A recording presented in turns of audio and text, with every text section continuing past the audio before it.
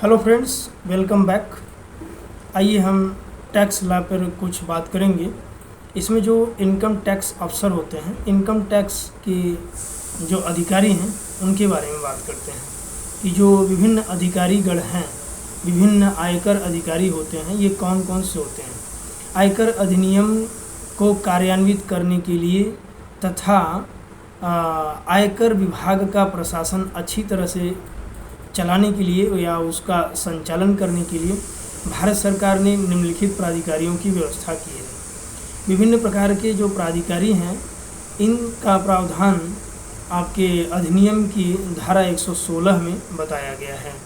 धारा 116 के अंतर्गत जो अलग अलग प्रकार के प्राधिकारी हैं या अधिकारी हैं, उनके बारे में विस्तार से प्रावधान किया गया है। तो पहला जो अधिकारी होता है वह होता है प्रत्यक्ष करों का केंद्रीय बोर्ड।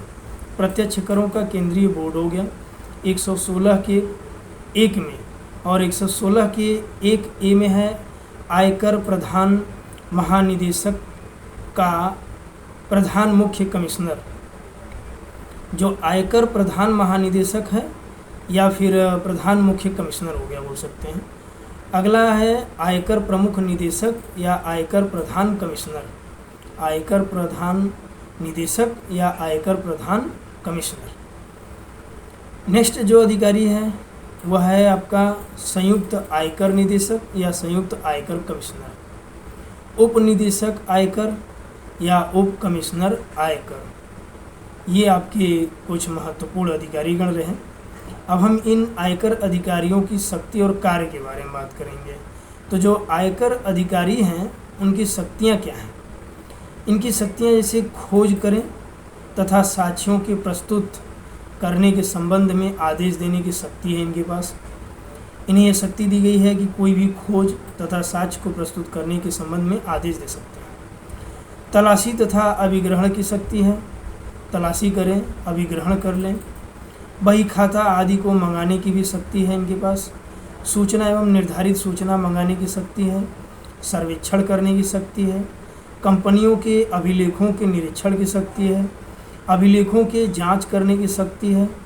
ये सभी शक्तियाँ जो आयकर अधिकारी होते हैं, इनमें निहित होती हैं, और इन शक्तियों के आधार पर इनके निम्न कार्य भी होते हैं।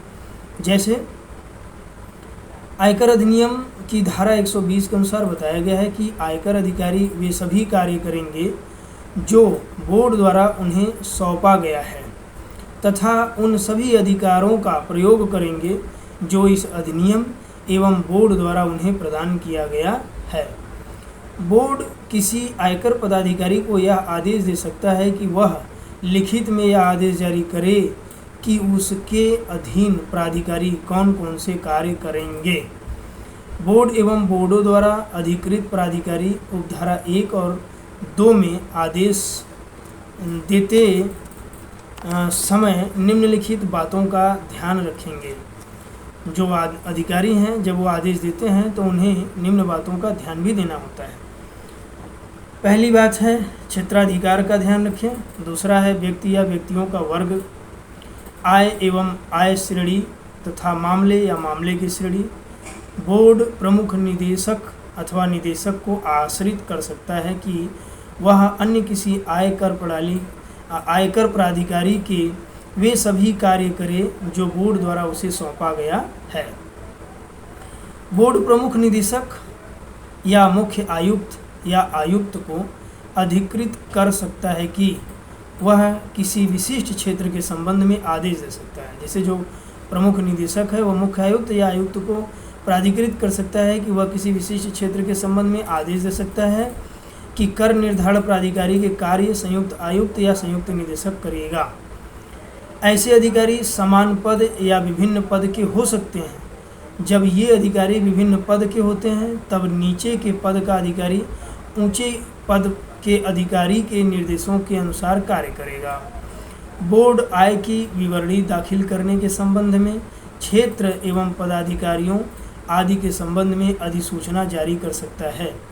धारा 127 के अनुसार प्रमुख निदेशक या प्रमुख आयुक्त या आयुक्त करदाता को सुनवाई का अवसर प्रदान करके जहाँ तक भी संभव हो सके उन्हें सुनवाई का अवसर देंगे और कारणों का लिखित में विवरण देंगे या विवरण देना किसी मामले को अपने अधीन किसी कर निर्धारण अधिकारी से दूसरे कर निर्धारण अधिकारी को हस्तांतरित कर सकता है। इन्हें यह पावर या इन्हें यह शक्ति होती है।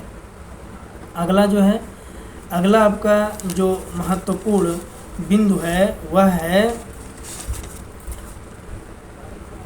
आयकर अधिनियम 1961 में अर्थदंड के क्या प्रावधान किए गए हैं। अर्थदंड कैसे लगाया जाएगा, कौन कौन सा अर्थदंड होगा।